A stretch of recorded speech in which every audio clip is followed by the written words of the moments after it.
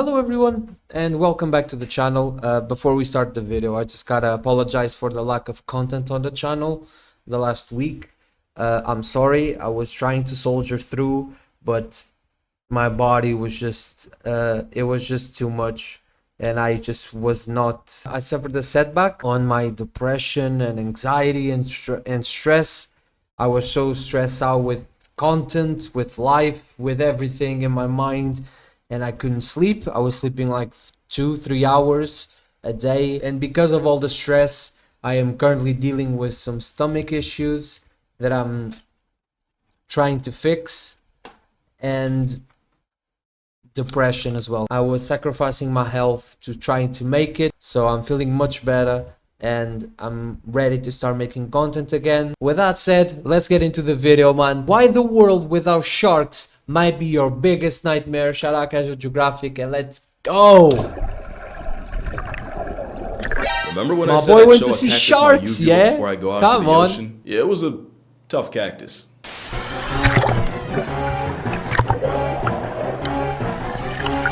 Whoa, that is too close. I went swimming with sharks to see them in person and instead almost saw Steve Irwin. Shout out to the GOAT. That aside, I'm gonna make you like sharks in this video. I love before sharks, things get better, first they gotta get worse. So thalassophobic's warning, here's the part where it hurts. What is that thing? Honest question, has there ever been a horror movie about jellyfish? It's Oh, not like there were Poseidon and groups of flush jellyfish, metric okay. ton of source material. You're looking at, unironically, one of the worst sights in nature. A jellyfish bloom. It's a problem for many reasons. One, it's basically a bath bomb from Shaitan, but also cause it's one of the last signs the ocean gives before it hits the point of no return. When a part of Neptune's neighborhood falls apart and can't support the animals in it, the last step usually involves getting gentrified by jellyfish, since the same conditions that are unlivable for most are usually where Satan's shopping bags thrive. And don't think because you're on land you're safe. Not only have these blooms caused legit power outs, but about half of the oxygen on Earth comes from the same phytoplankton these blooms eat. So why am I talking about jellyfish in a video that was supposed to be about sharks? Well, if you're scared of one, you should probably thank the other. Sharks are the ocean equalizer, keeping other animals in line from their spot at the top of the food web. Near the top, we're getting to that. So basically, sharks eat the big fish that would eat the little fish that would eat the jellyfish polyps. The ocean is a Jenga tower, and sharks are the one block that can bring it all down. True. Now, it's not as simple as I just made it sound, where no sharks automatically means more ocean acne, but you really don't realize how fast the sea would fold without sharks. That is until you realize what they eat all the dead things, for example. Sharks aren't just the equalizer, they're the cleanup crew, mostly going around picking off the dead and dying. You won't see them chasing around small fry that probably aren't even worth it. The same way you probably wouldn't drive 45 minutes for a bag of chips. I hope. It's why, if you want to check your ego, swim in a shiver of sharks and watch how hard you get ignored like J-Lo in the Bronx. I was surrounded by Galapagos sharks, and the closest I got to becoming a hashtag was the ocean slamming me against the bars like I owed it something. It was like an MMA cage match with Mother Nature that got way too personal. I wonder why. But yeah, the sharks could not care less about me. They really do treat you like an NPC. I did learn that because sharks can detect electromagnetic fields, if you stick a GoPro deep enough, you can say you booped a shark. Just know, that was the most action I got all day. And if more people realized how often they get snubbed by sharks even when they're right under us, you'd realize why you're statistically more likely to get flattened by a vending machine, KO'd by a coconut, or even past tense while putting socks on, than get mugged by a shark. It usually takes bad RNG or a surfer adopting the silhouette of a seal. But why are sharks so scary actually? It sounds easy, it's a prehistoric predatory guppy with permateeth, but honestly I think it's deeper than that. Sharks, snakes, and spiders. These are the arguably 3 most feared animals on Earth. I love all of them because we're hardwired to be afraid of them. Snakes are legless, cold-blooded reptiles that even monkeys will throw stones at. On the other end, spiders have too many eyes, too many legs, and show up too many times in people's business to ever get good graces.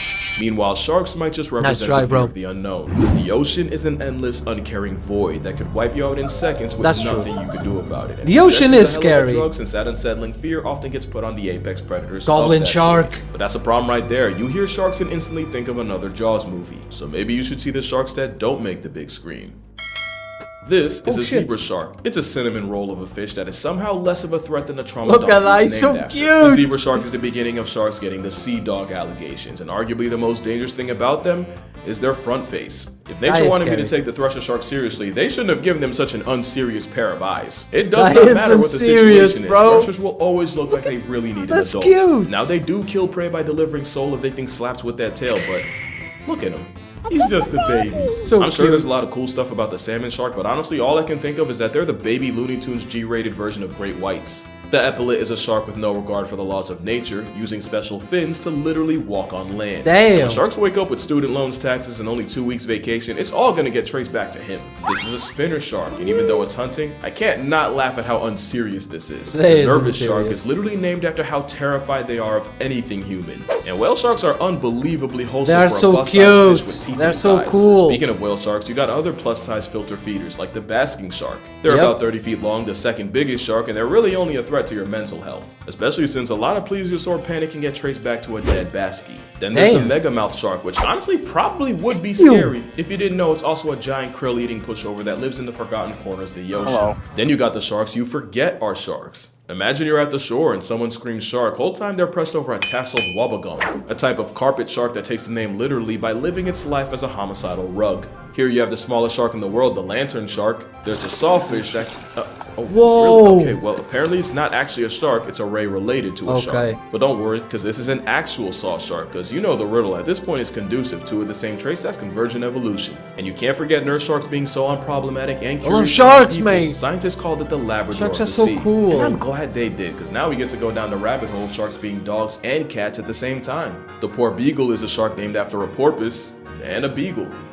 Yeah, I don't get it either, but we'll get back to that. Dogfish were named after fishermen apparently watching them chase smaller Dogfish? prey in packs, like dogs. But Oh, some okay. dogfish are also cat sharks, and they got their name from the vertical feline-coated eyes. Like the small spotted cat shark is also at the same time called There are the a lot of lesser spotted sharks, man. dogfish. I Google didn't says know there's over majority of 150 these. species of cat sharks, including the chain cat shark, or chain dogfish, because of course. Their biggest flex is they can glow green through biofluorescence. And they're not the only ones. It turns out over 50 species of sharks like kitefin and swell sharks can light up. That's about 10% of all sharks, and some actually use a light to hide.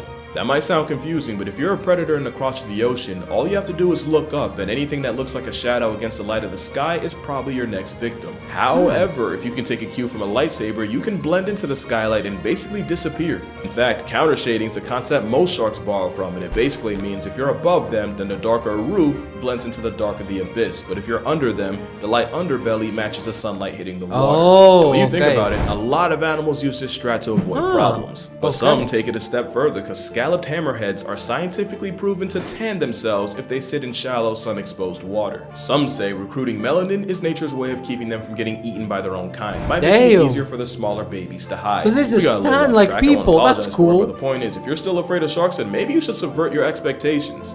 I love sharks. Especially since some sharks aren't even full-time predators. The bonnethead shark is like a hammerhead with performance anxiety. It's also an omnivore that eats seagrass, and in experiments, 60% of its diet included the green stuff. Okay. Whale sharks are also partly grass-fueled, and a study from Forbes found that half of what goes through them are plants like algae and sargassum. Oh, I did not okay, know so they maybe you're ate still afraid of grass. sharks. Maybe it'd help if you knew what our sharks afraid of. There's only one thing that can send the Star of Jaws packing, and you already know it's orcas.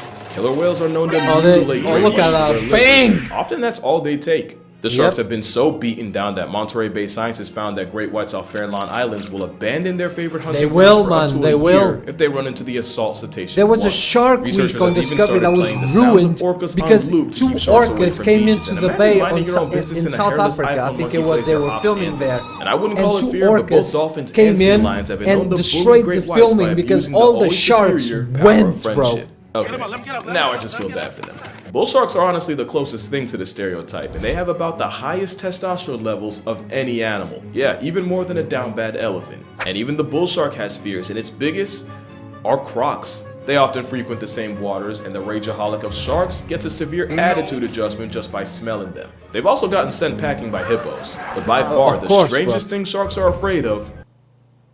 Yeah, I'm not even kidding. Bubbles, There bro. was a very real rabbit hole of the most notorious underwater predators getting pressed by some bubbles, with hammerheads and tiger sharks Damn. reportedly really uncomfortable with the bubbles from scuba tanks, and scientists even working on making bubble curtains to use as a type of bug spray, but for sharks. Okay. Which was funny until I realized dolphins probably just have them that messed up. If you want the definition of irony, it's spending 400 million plus years predator maxing just to get stressed by a SpongeBob scene transition. True. So play some orca opera and you'll keep sharks away, but the wrong playlist and you might just bring sharks to you. Sharks are attracted to heavy death metal music because apparently the Wow. vibrations and beats sound just just like struggling or injured fish. Remember, Okay. sharks are like the morgue of the sea, and dive operators like Matt Waller will use music as a Batman symbol to attract sharks. Their favorites? According to him, AC/DC, You Shook Me All Night Long, and Back in Black are the best at getting their attention. So are certain colors, because for a while it was widely believed that the single worst color to wear if you're afraid of sharks is yellow. Matter of fact, it was nicknamed Yum Yum Yellow for how wearing it could turn you into a literal snack. The truth is, sharks are likely colorblind with only one color cone in their eye to R3, meaning they see the world in black, white, and shades of gray. Now what they can see is contrast, and anything that stands out against the ocean blue immediately gets their attention. That makes sense. Now let me ask you a question. You think sharks get silly? Like you think in 400 million years of being alive, they figured out how to have fun? Well, remember the Puerto That Rico? one video Scientists is peeped that the shark incredible. named after a The dog shark gave will me a roll little around and juke, kelp bro. toss Oi, around like a thought, bro. football, and even Calm take down. turns chasing each other. Gray reef sharks sink if they don't swim, so they'll often swim against current updrafts in order to surf and basically take a break from the whole just keep swimming thing. But what's crazy is they have a conveyor belt system where once one shark reaches the end of the line, it'll let the current carry it back to where it started. You could say it's just them saving energy, but that croc is having fun, bro.